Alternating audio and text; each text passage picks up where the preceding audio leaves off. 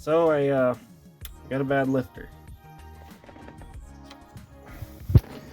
Look down here. This piece here. Well, I'm not sure. Yeah, this is part of it.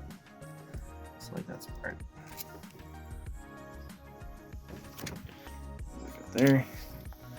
And down here, yeah. Jumped a tooth. So I know I had to put a new distributor in. I already dropped the distributor into it, but I found a dead mouse in the valve train. So I unbolted the valve or the intake, and supposedly it has a new cam in it. I'm not entirely sure about that. Looks okay, but yeah, I'll probably need a new lifter. I'm gonna have to pull that one out and look at it. So I'm gonna pull this valve train off of here. Okay, it's off, and that doesn't quite look right. Maybe it wasn't a distributor problem after all.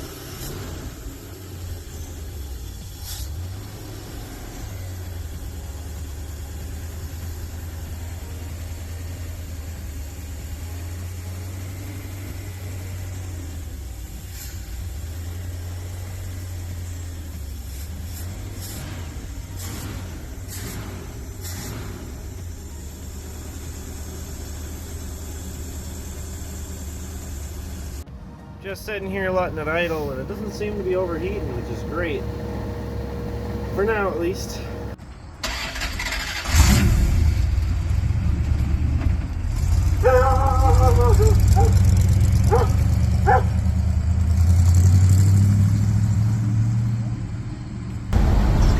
What you doing, Tucker? Oh, I'm just driving the 69 A100.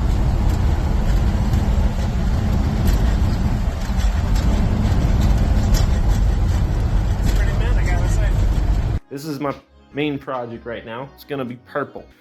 So this is the van.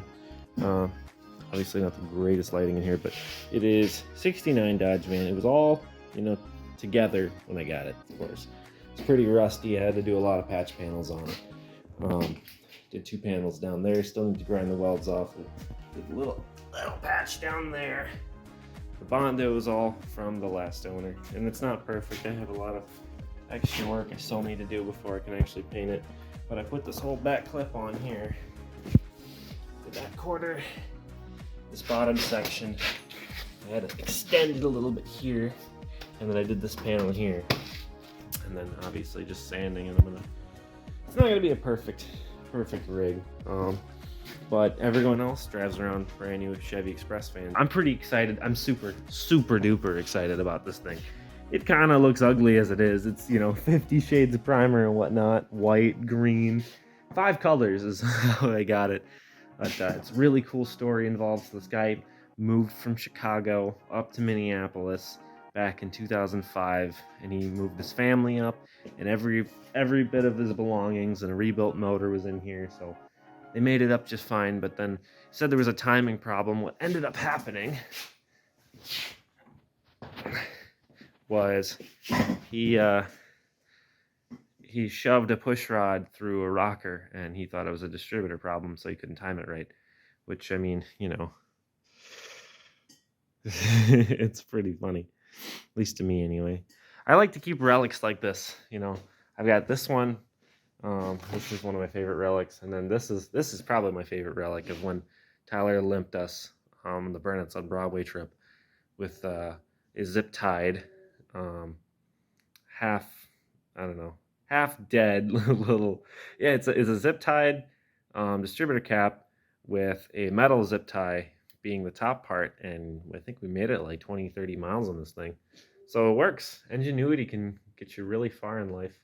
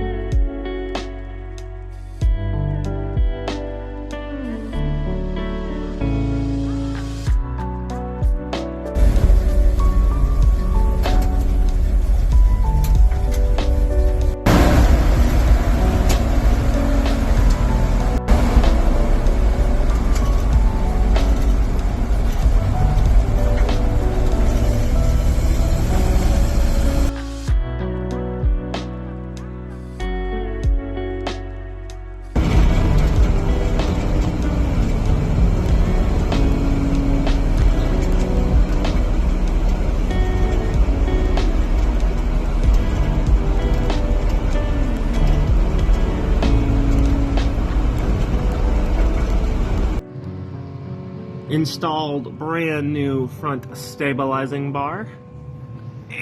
I was wrong at first. I thought it was just on the axle and I was on meth, because it clearly was not. And yes, I reused the old brackets even though it came with new ones, because well, they're lined up good, and if they rust through, well, I have the stuff to fix them. There we're good. Want to see how stripped out that was? Because it says it's coarse 3/8 threads. That means a lock nut in the instructions. Here, I'll try and, there you go. Yeah, I stripped that out real bad. So I put that second one on there, and then that one got stripped out worse, so I didn't even want to move. So I just left it. That one's good. That's good. It's clamped down pretty good, I think. And I got it clamped down good over here too. This side didn't strip, because I realized on this side, you know, oh, they set the wrong nuts. The best part about doing a project is at the end result, you get that good tingling feeling that something was done and you did it. Like me, putting this new gas tank in. But the worst part about doing projects is when you're done and they still kick you right in the balls. Hi, it's your friendly neighborhood Democrat here, just to let you know that I did not, in fact, spill. There was no spill happened, nothing touched the ground, everything got into the bucket. Cleanup will begin shortly, but I will assure you that nothing hit the ground at all. Sweet.